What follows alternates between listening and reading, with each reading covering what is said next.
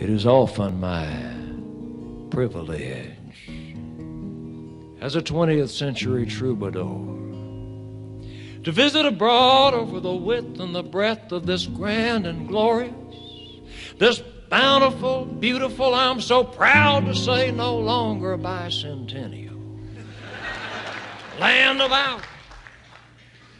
It is often my privilege to visit north of the Mason-Dixon line, where I'm proud to say I'm always well received by my Yankee brethren. Well, every now and then some slack-jawed bimbo will come up and say, "Bub, you're from down there, ain't you?" I say, "You're damn right, baby." He say, "Bub, tell me now, have you got anything to do down there for laughs?"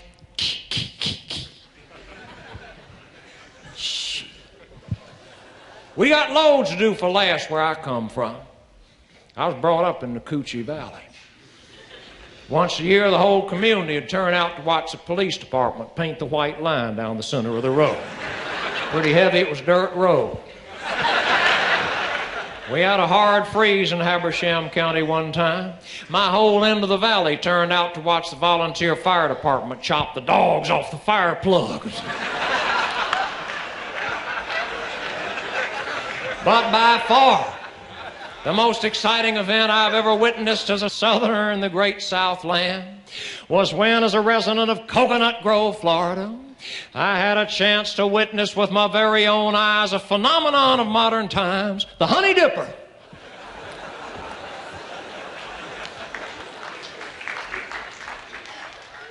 Possibly this bears a modicum of explanation.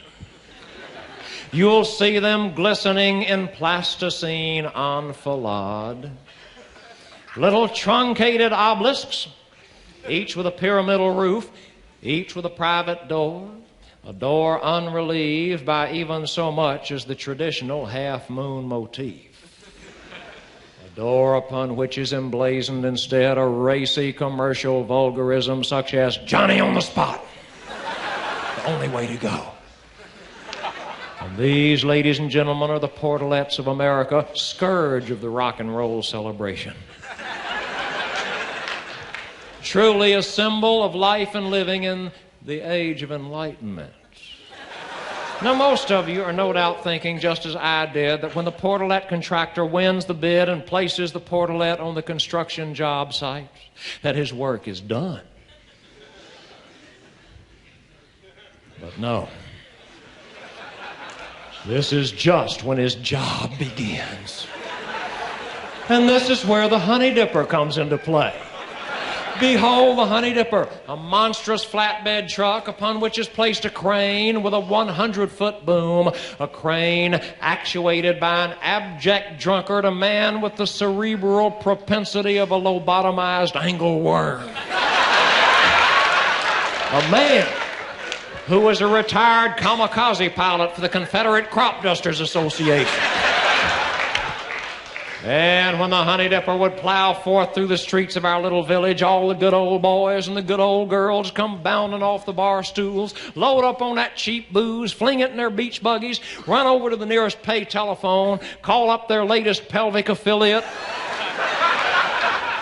and go coursing through the streets of the city in a raffish snake dance in the wake of the Honeydipper, cheering the operator on the newer and greater exploits of aerial daring-do. On this day of days, the Honeydipper pulled up before a 17-story condominium with a portalette glistening grail-like at every station.